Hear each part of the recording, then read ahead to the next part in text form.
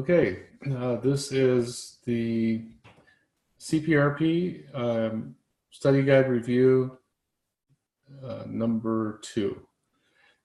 And so we're continuing on with the HR section. And this section is design and conduct training for staff, board members, advocacy groups, sports officials, and volunteers. And what is interesting about this section is they lump a lot of different groups into one particular section.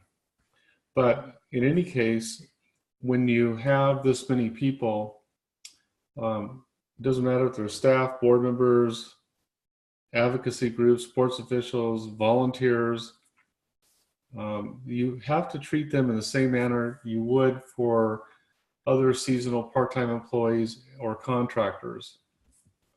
And I would suggest that you probably have to also treat them the same as some of your other employees. But for the test, we want to make sure that you treat them the same as seasonal part-time employees and or contractors. In particular, you should determine the desired knowledge, skills, and or abilities that the recreation agency hopes to obtain from training, and then clearly identify the officials and or volunteers requiring training. Excuse me. And then design training in such a way that ensures the officials and or the volunteers are ready for training. To achieve the goals, you should follow the following steps to achieve these goals I just mentioned. And that is conduct a needs analysis, ensure employees' readiness for training. And we covered some of this last week, but it's repeated here. Create a learning environment, ensure transfer of training, develop an evaluation plan, select a training method, and monitor and evaluate the training program. And again, go to last week to hear a description of each one of those.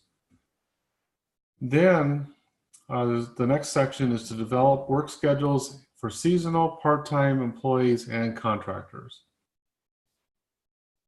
And for some reason, they leave out the rest of the group, like volunteers and sports officials, but in any case, it's probably the same. So the programs are conducted, our programs are conducted when people have leisure time to spend, meaning our staff must therefore work during evening hours on weekends and holidays, as well as during weekdays throughout the year. Some of the way that we balance the work that's assigned during holidays and weekends is to assign personnel on a rotating schedule and place a limit on the amount of work any employee may be required to perform. Proper work scheduling requires assigning the right person to do the right job at the right time. The first step is the identification of the duties and responsibilities that must be done and the staff who are able to do them.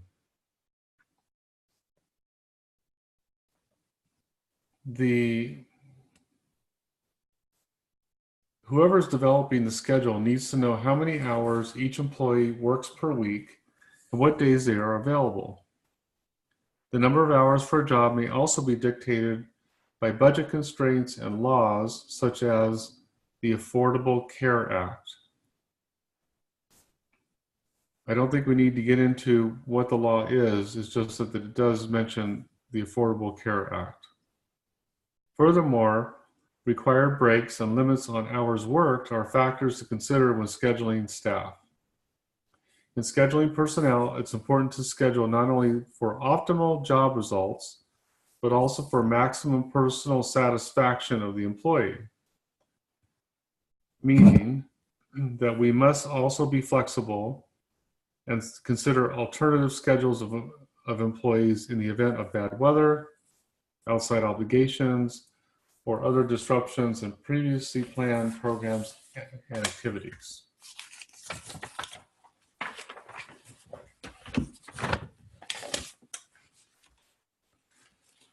The next section is on evaluating seasonal part-time employee performance. So everybody on the line here probably has done performance appraisals and evaluation of their employees if you're a supervisor at some level. The results of the performance appraisals are used for decisions regarding compensation, promotion, staff development, and disciplinary action, including termination. They also, the performance appraisal, involves a comparison of job-specific performance with the identified and accepted standard of performance. They should not be based on attitude, motivation, or other global psychological characteristics. Rather, the evaluation of subordinate staff should be based on specific job-related behaviors that are critical for the successful job performance. Constructing a job-specific performance appraisal instrument is often the responsibility of the Park and Recreation professional. The job description should serve as the basis for the development of the performance appraisal instrument that is job-specific and meets the EEOC criteria being related and of business necessity.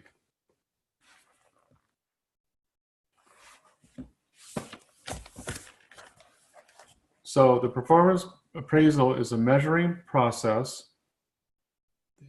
i.e. the measurement of job performance. Basic objectives for conducting this appraisal include determining whether or not to move an employee from probationary to regular status. 2, determining staff training needs. 3, improving performance. And 4, determining compensation. The different objectives of performance appraisal determine the content, method, and frequency of the performance appraisal process. So let's go through a couple of these. The probation performance appraisal refers to an appraisal that's done during the first 30 to 180 days of employment for a new employee. And this also includes a promoted employee. The objective is to identify those areas of performance in which the individual needs more assistance or control to prevent real problems from occurring. The probationary employee evaluation may be weekly or even daily, depending on the skill level of the individual and the importance of the job to the organization. The result of this appraisal type is a decision on whether the employee will be moved to a permanent position or terminated.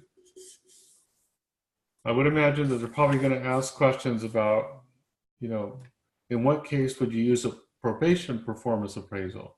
And that would be when the decision is whether the employee will be moved to a permanent position or let go, terminated. Staff training performance appraisal. So this is a little bit different. This is when you do a performance appraisal that's geared towards staff training. So it's for the purpose of determining staff training needs and may be accomplished with the following procedure. So first, you specify in detail the job behavior to be performed. Second, you indicate acceptable standards of performance. 3, you measure how well an employee actually performs against the expectations. The next step is to indicate the difference between expectations and actual performance. Then decide which job performances can be improved through training. And lastly, develop a plan for staff training and development to improve performance. The next type of performance improvement appraisal, performance appraisal is for improvement. The single objective with this performance appraisal is to improve the performance of the employee. The supervisor and each subordinate should select 4 to 8 specific job behaviors to improve upon during the next appraisal period. Again, that's 4 to 8 specific job behaviors. Specific behaviors as well as specific criteria for measuring success should be established. The supervisor and the employee should agree on a timeline for the measurement of each of the criterion. And because the objective nature of the performance evaluation is simply to improve performance, a high frequency of evaluation is required, such as monthly or weekly. And last week we went over the compensation performance appraisal. I think it's important to repeat a little bit of this because I was able to actually find the answer and it wasn't in this section, even though they said it was. So just remember that the compensation performance appraisal is also another type of performance appraisal, and its purpose is to determine the amount of merit salary increases. And by the way, this is the most frequently used type of performance appraisal. It's strictly one of measurement, and if possible, it should provide a numerical percentage ranking of the employee, either by the department or agency-wide.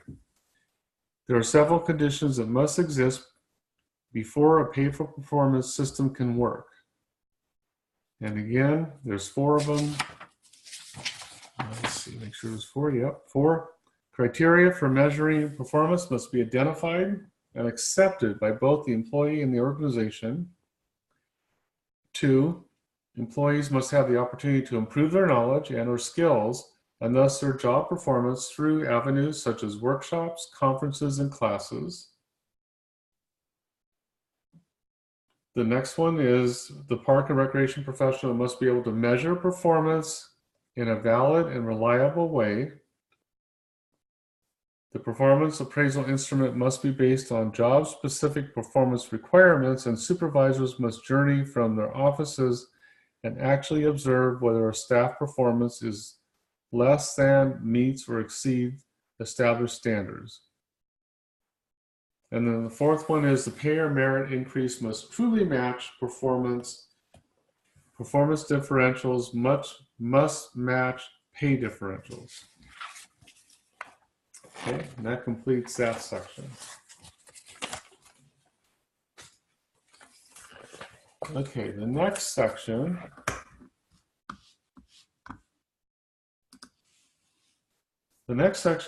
has to do with make recommendations for retention, renewal, dismissal, termination of seasonal part-time employees and contractors. So,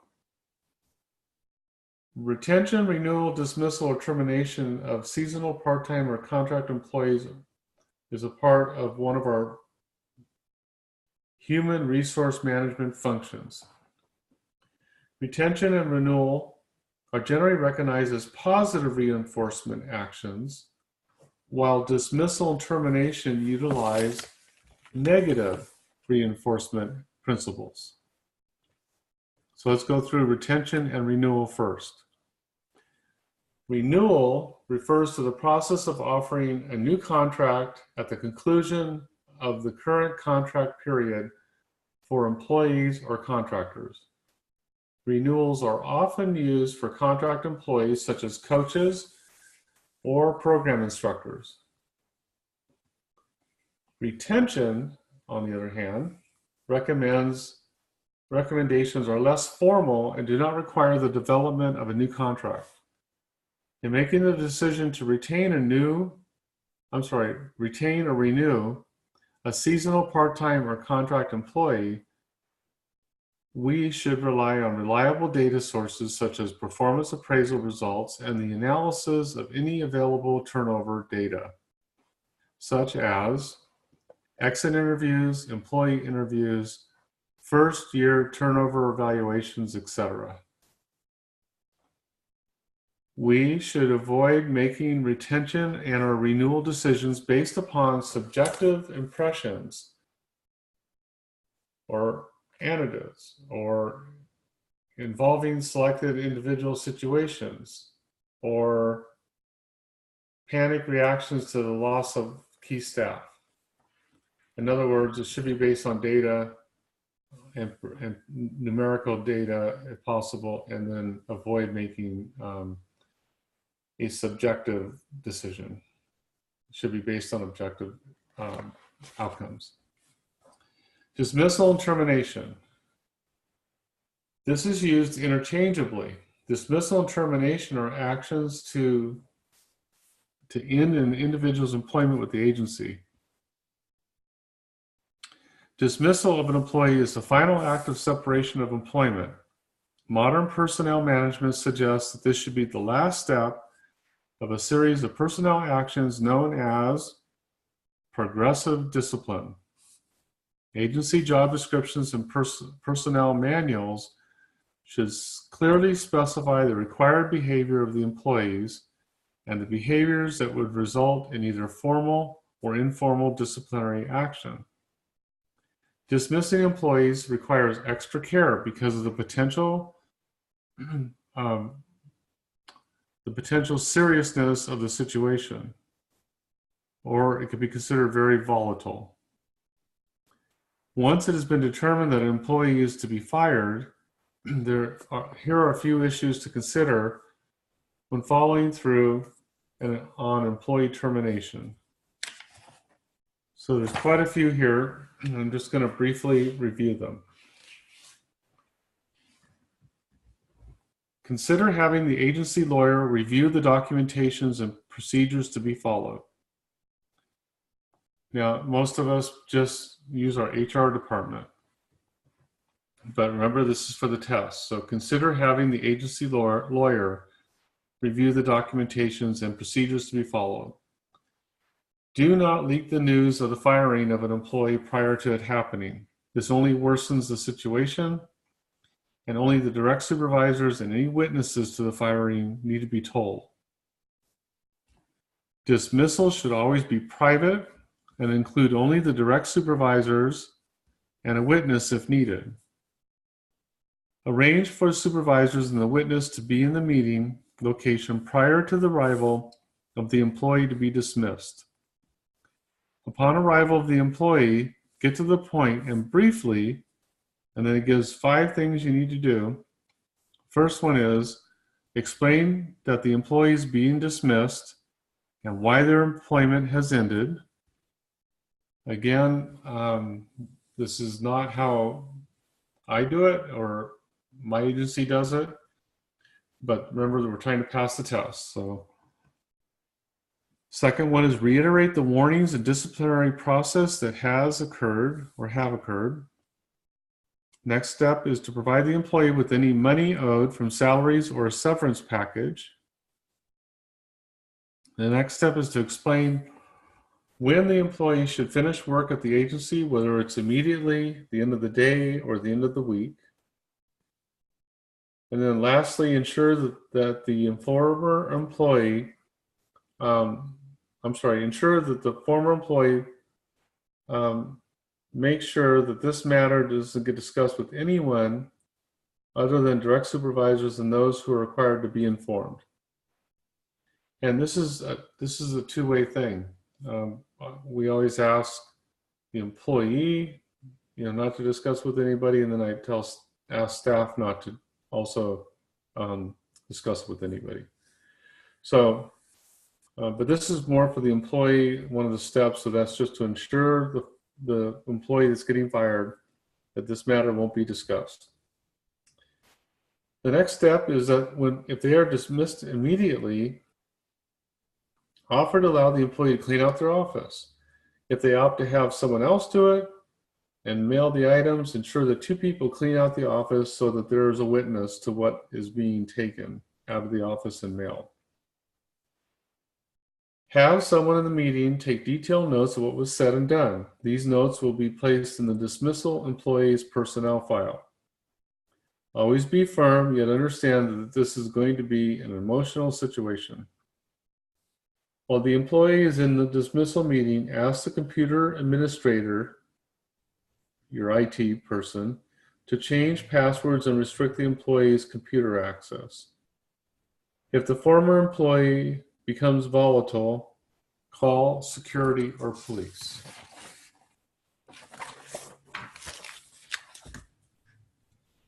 Okay.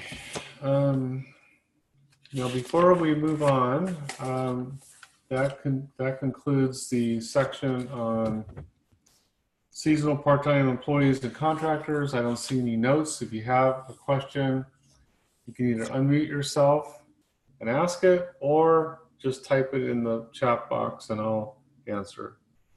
We're going to move on to volunteers now. How to manage volunteers, recruits. So it covers, we're going to cover recruitment, retention, scheduling, evaluation, and recognition.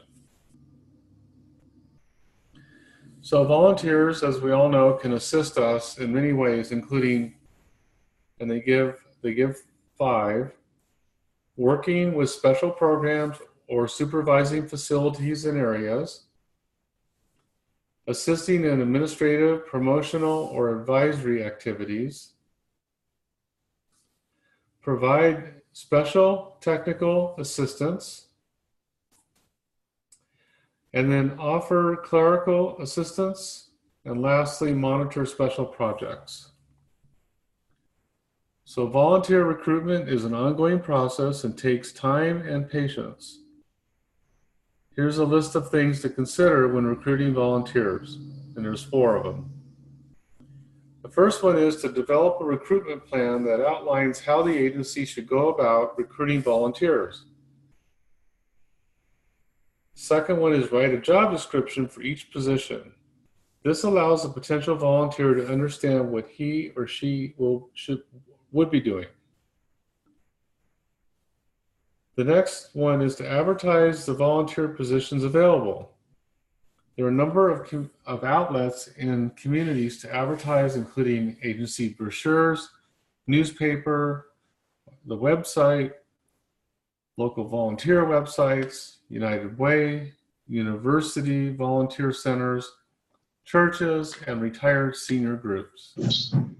The last, I'm going to mute Becky. Hi, Becky. Okay, have an application procedure in place. Volunteers should be treated much like part-time staff. As such, all volunteers should complete a volunteer application, and after completion of the application, the supervisor should interview the volunteer, do reference checks, and complete criminal background checks if warranted.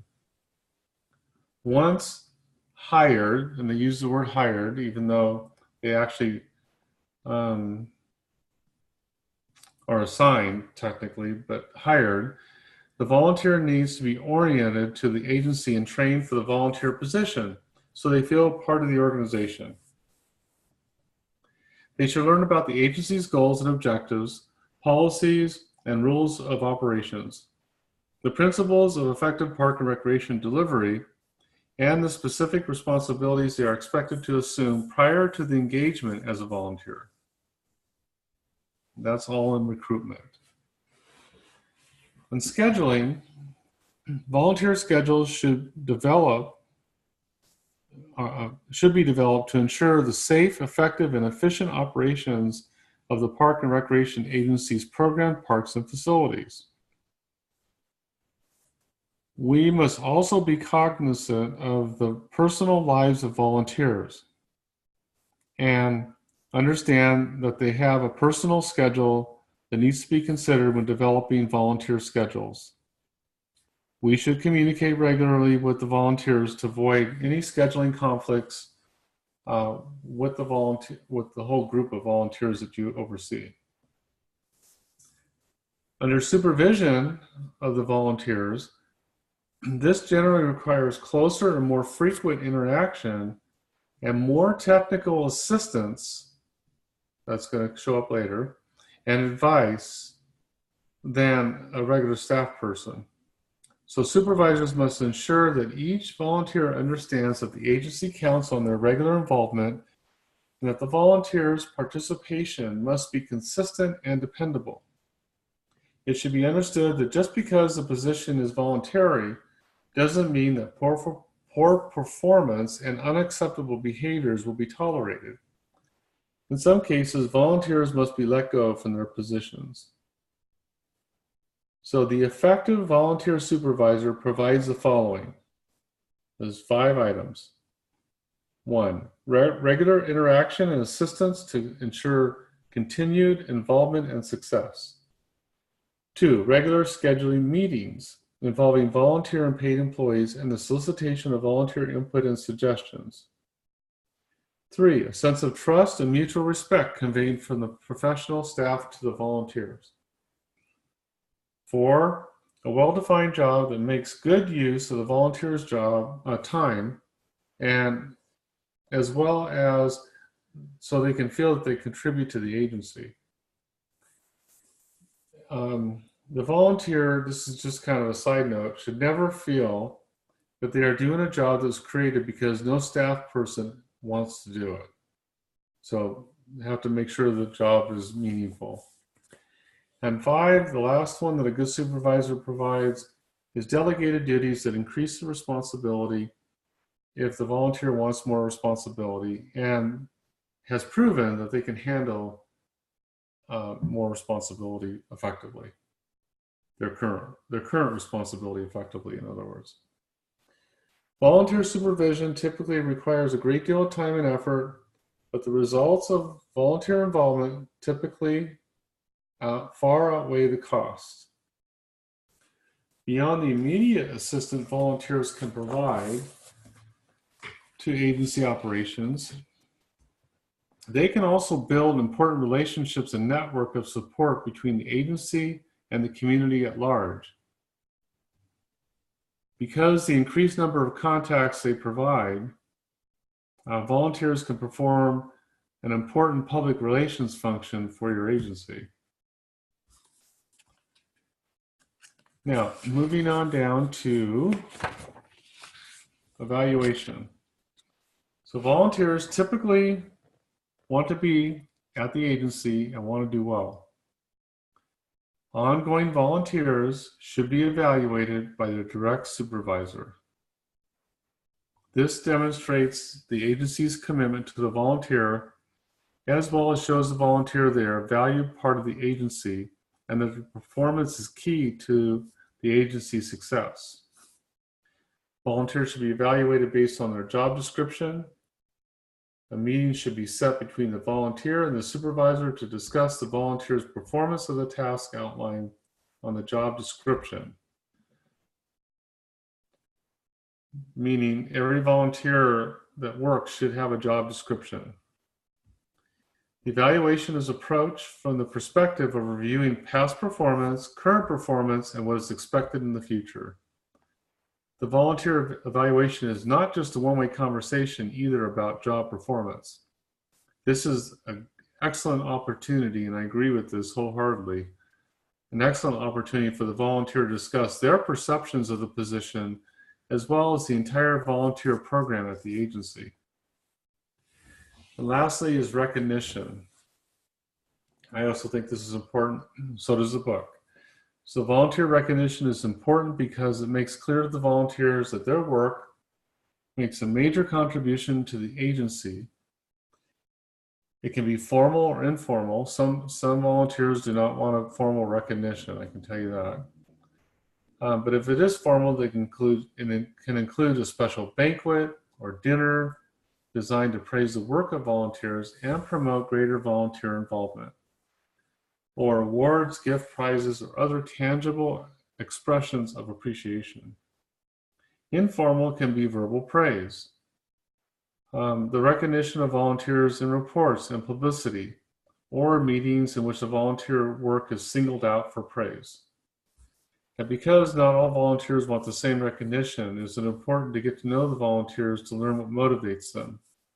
It may be a simple thank you, or remembering their birthday, or something more elaborate, such as office space that is all theirs.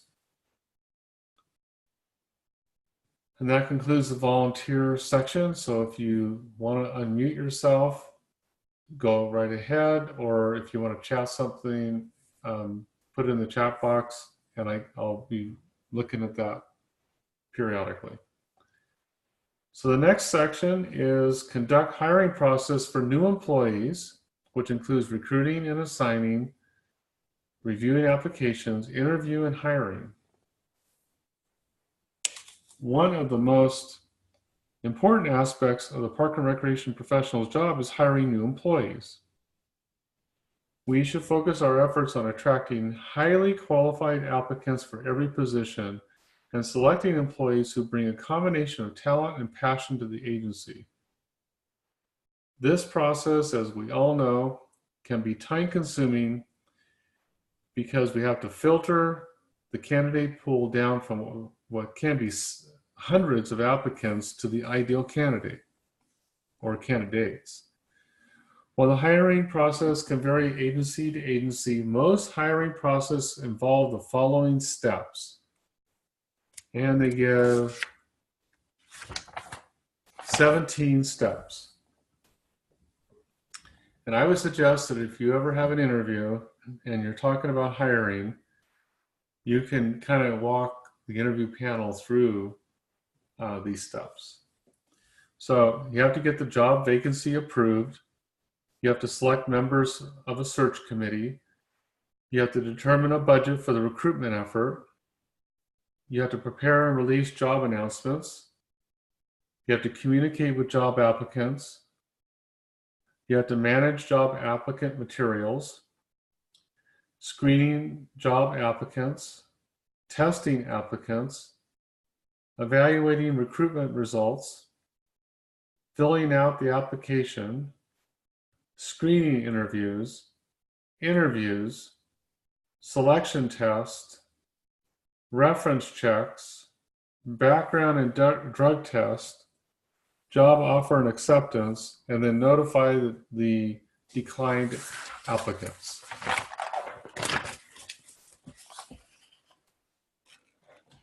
And that's in the recruitment section.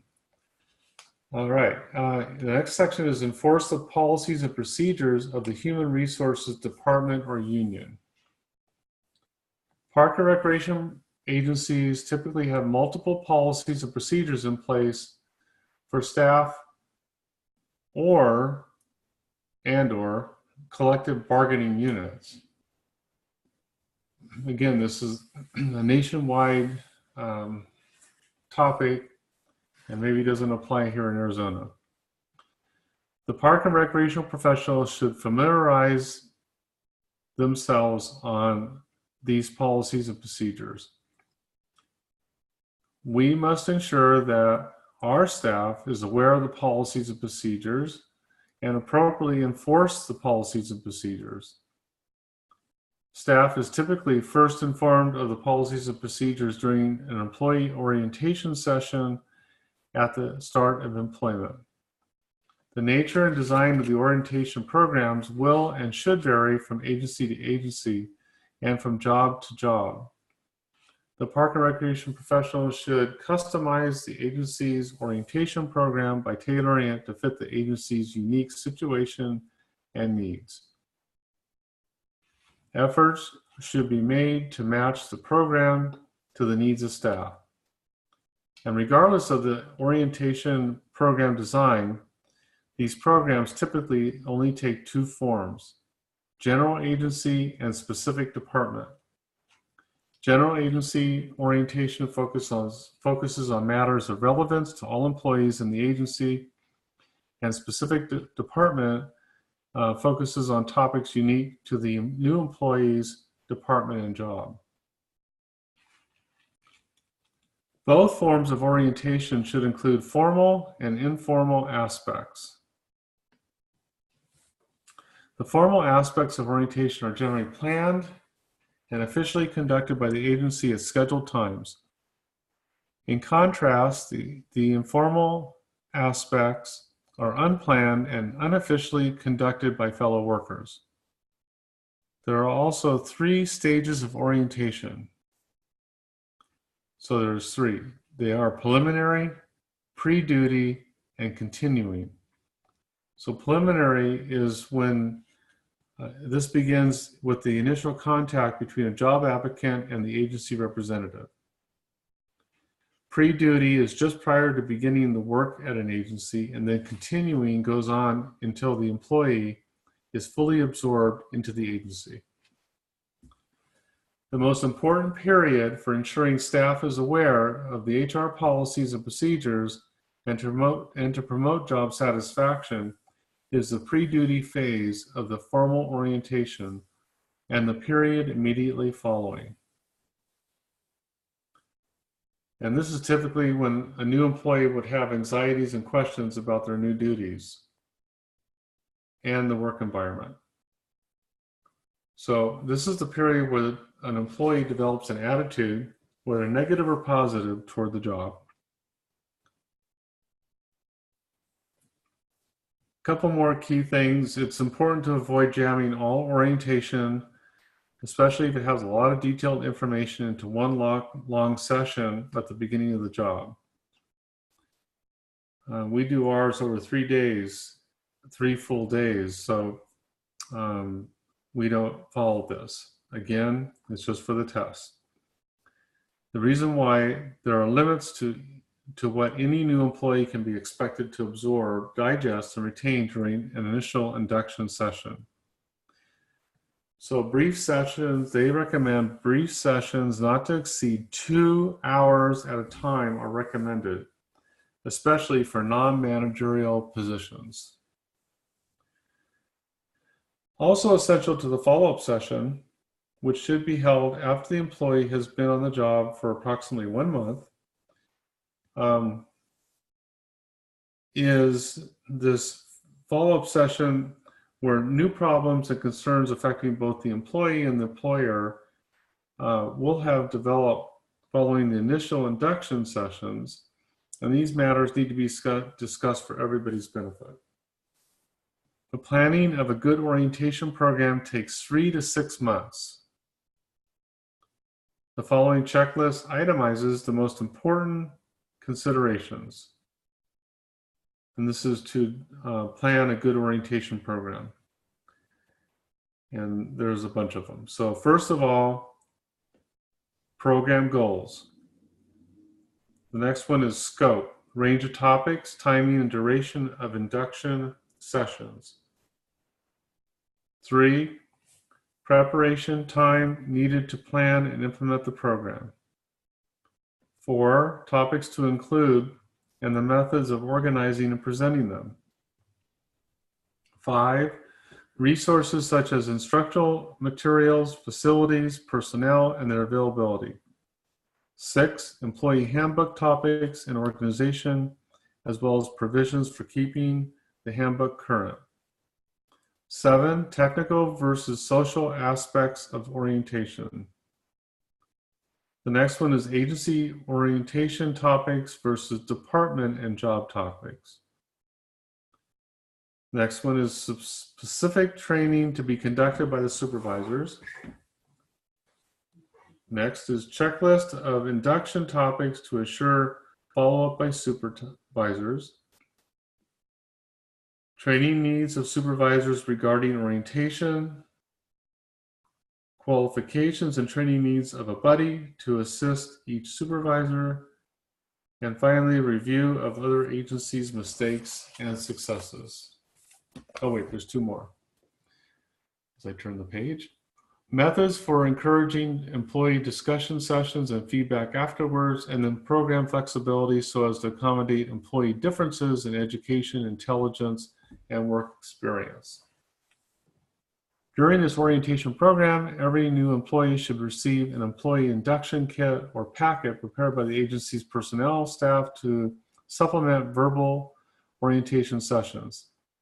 Some things that you can include in this kit are an agency organization chart, a projected agency organization chart, a map of the facilities and park areas, key terms unique to the recreation field agency and or job, a copy of the policy handbook, copy of the union contract, if appropriate, copy of specific job goals and descriptions, a list of the agency holidays, list of fringe benefits, copies of performance evaluation forms, dates, and procedures, copies of other required forms, purchase orders, supply requisitions, and expense reimbursements, list of on-the-job training opportunities, sources of information, detailed outline of emergency and accident prevention procedures, a sample copy of each important agency publication, such as activity guides, recent newsletters, etc., telephone numbers, email addresses, and locations of key personnel and operations, and copies of insurance plans. Okay.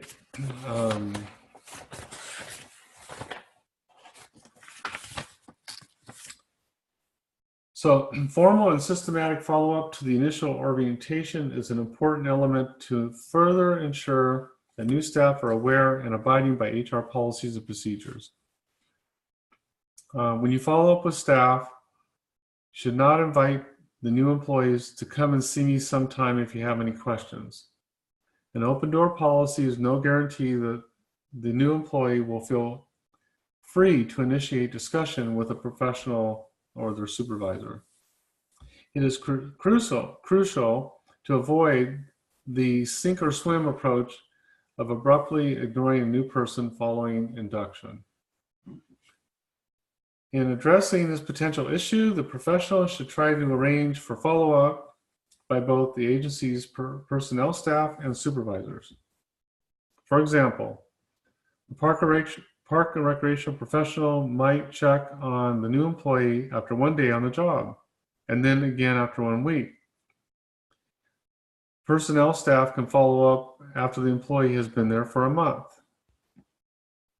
Checklist of subjects to be covered by the agency's personnel staff and the immediate supervisor should be studied to assure that all items were covered.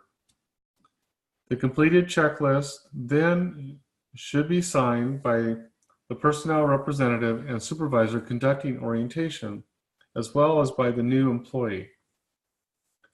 This attests to the fact that the orientation was completed before the checklists are filed in the new employee's personnel file. Once staff has been oriented on the agency's HR policies, the park and recreation professional must appropriately enforce these policies and procedures. In completing this task, we should do, it's 5 things. The first one is to publish and make available the employee handbook. Number 2, post policies related to fair employment practices and workplace safety. Number 3, ensure that relevant supervisors are trained on HR policies and corresponding enforcement policies. 4 is establish a formal process for things like disciplinary review, corrective action, etc. And make sure that this formal process is in place to identify and enforce consequences for employee violations of HR policies and procedures. And then 5 is train supervisors how to apply HR policies and procedures in a fair and consistent manner. The next section is to evaluate personnel performance. In other words, develop goals, recommendations, and work plans. So making sure, we all know that evaluating staff is really important, utmost importance. and it provides us with information that can guide administrative and developmental decision-making about our most important asset, which is human resources. One of the most recognizable methods used by us to manage and motivate their employees is the performance appraisal.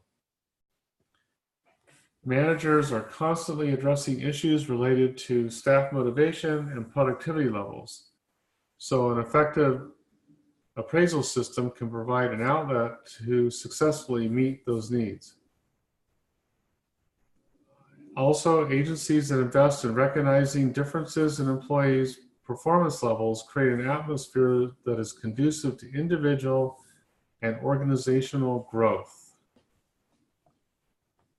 Administratively, and this came up in a test question. This is where I found the other test question from last week.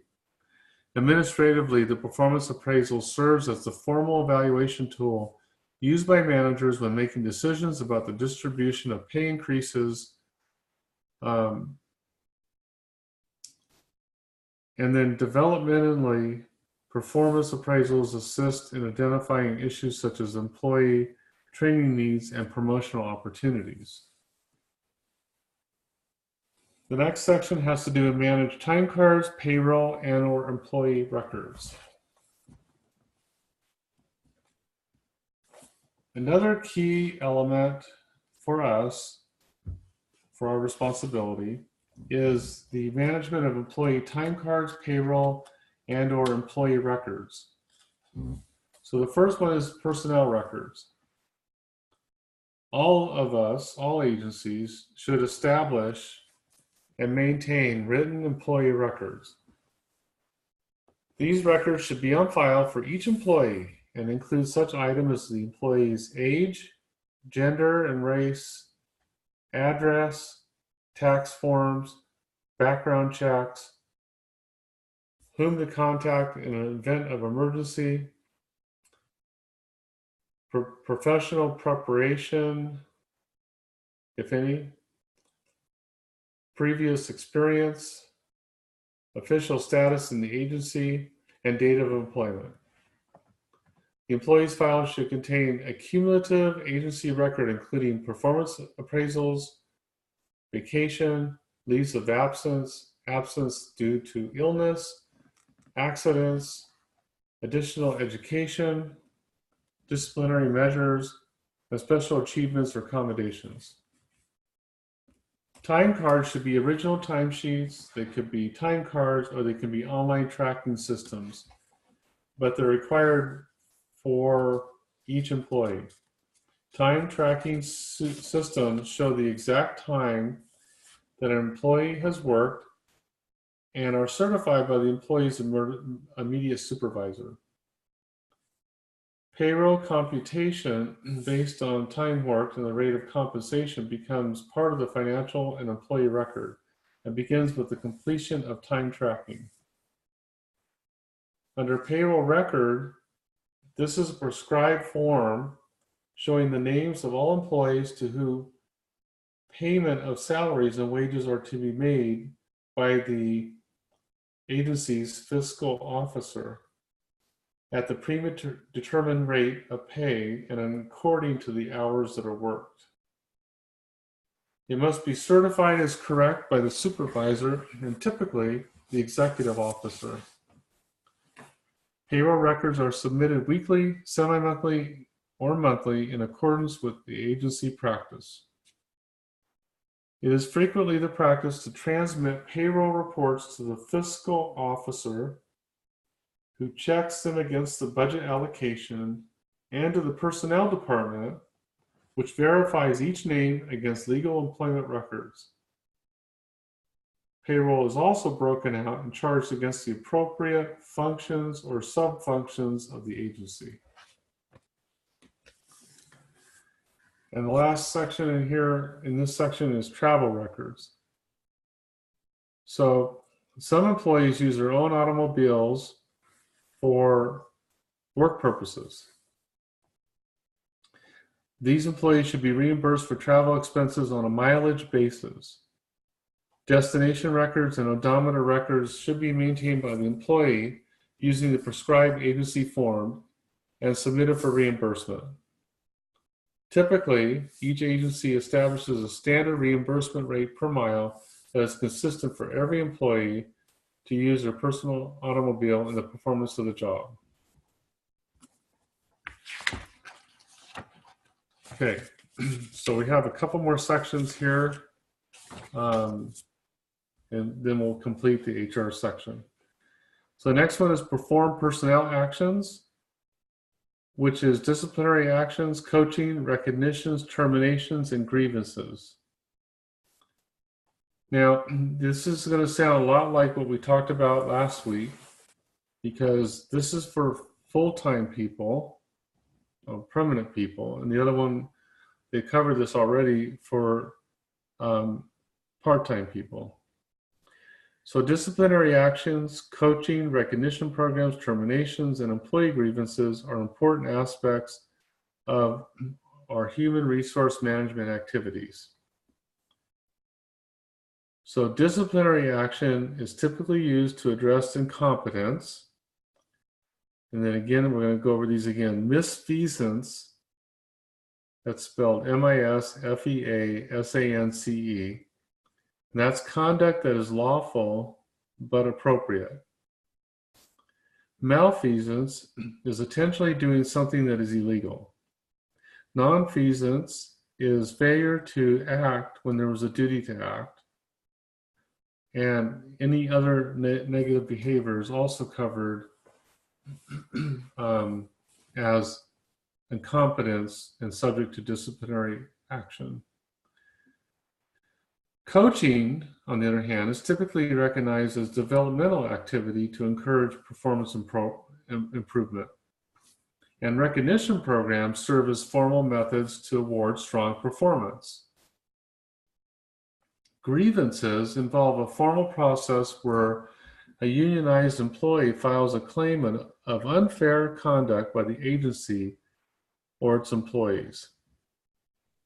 Grievances require formal procedures to settle the dispute in a timely manner. While the grievance procedures may vary by agency, they typically involve the following steps. The employee meets with the union representative and the supervisor to discuss the grievance. Number two, the union representatives communicate the grievance to the supervisor's manager. Number three, the union grievance council or committee discusses the grievance with the agency's management team. In some instances, a representative of the national union will also discuss the grievance with the agency's management team. And lastly, if the grievance remains unsettled, a third party, such as an arbitrator, may be consulted to settle the dispute. I've worked with a lot of unions in other states, and I can tell you Arizona is a lot different in that regard. So anyway, that's the 4 steps. So finally, terminations utilize reinforcement principles and are a management-initiated dismissal of an employee. So again, termination, this is kind of like the legal or the definition they use. They utilize negative reinforcement principles and are a management-initiated dismissal of an employee. They typically result from the employee's inability to perform the job's essential functions for legal reasons. Okay, the last section, and then we'll have 2 test questions, and I'll conclude, and we'll talk about anything else you all want to talk about. So, is supervise interns and employees. So it gets into supervised interns and employees by starting talking about emergencies.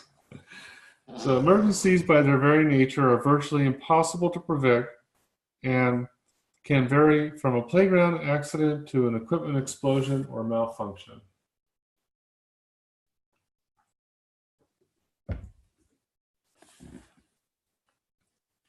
So We as professionals should require first aid, CPR, and AED training for all of our staff, and require medical information checks for participants enrolled in all high-risk activities, sports, adventure trips, and programs where emergencies can occur. First aid kits should be located in every area and facility, and an emergency procedure instruction sheet should be included with each first aid kit. Portable first aid kits should also be available if programs go off-site, such as for day camp programs, visiting local parks, or taking field trips. Arrangements should be made for emergency phone use at all activity areas and special events. We should establish a procedure for recording and monitoring all accidents. Accident reports should identify where accidents occur, the severity of the accident, the time of day, whether or not the activity was supervised or unsupervised. And the report should also allow staff the opportunity to analyze frequencies and possible reasons for the accident so that we can make necessary adjustments in programs, equipment, or supervision. This written accident report should not record opinions or comments about the cause of the accident. So let me start over. So this report should not record opinions or comments about the cause of the accident or how such an accident might have been prevented in the future. The reason why is this could potentially provide damaging information in the event of a liability suit against the agency or the individual staff member.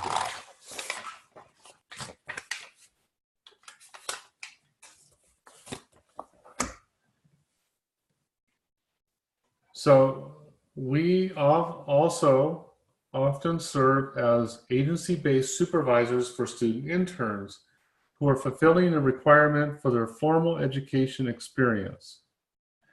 An internship is a training experience for a specific amount of time that provides a student with an opportunity to apply academic knowledge and skills in a professional setting. And they give you a number of practices that constitute effective supervision of interns. Number one, serve as the liaison between the university and agency for all elements of the internship program. 2, assess the intern in developing goals and objectives and a timetable for fulfilling internship requirements. 3 is to conduct an orientation program for the intern, instructing the student in all necessary information regarding facilities, personnel, policies and procedures, finance and budgeting, and external agency relationships. Number 4, monitor the intern's work to safeguard the quality of the agency's practices as well as the student's well-being. 5, confer with the intern on a regular basis to help him or her understand the role of professional practice and to meet all agency and university requirements. 6 is to provide the supplies and equipment necessary for the interns to succeed in their work. 7 is evaluate the intern's performance and submit the results to the university and agency in a timely manner. And the last one is communicate the purpose and results of the internship program to administrative and policy making personnel, as well as to the constituencies served by the agency. And that concludes the HR section. So what I'm going to do now is share my screen, and we'll do 2 more questions. So let's see if I can do this. So if everybody if one person could just type in that you can see my screen, that would be great.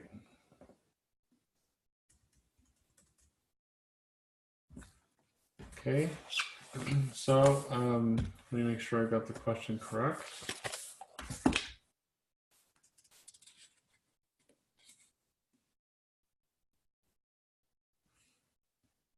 Stand by for 1 second. Okay, yes, it's correct. So when using volunteers, the assigned supervisor's responsibility includes all the following except, so we just went through this, and so A is to prepare volunteers for paid positions, B, make available needed technical help, C is recruit and assign, and D is to evaluate job performance. So please put your answer in the chat box. Okay, everybody is choosing A, it looks like. That is absolutely correct. A is correct. Okay, the next question is, let me move my chat box so I can see the question. Kind of a long question, but Park and Recreation, probably should say professional, it does say professional, has been contacted by a student who would like to do his or her internship at their agency. Prior to discussing the agency's internship requirements, it is most helpful for the professional to, and it's kind of funny because this is not covered in the book anywhere I could see, but it makes common sense if you look at the logical flow. So A is determine the university's internship requirements. B is develop a list of projects for the intern to complete.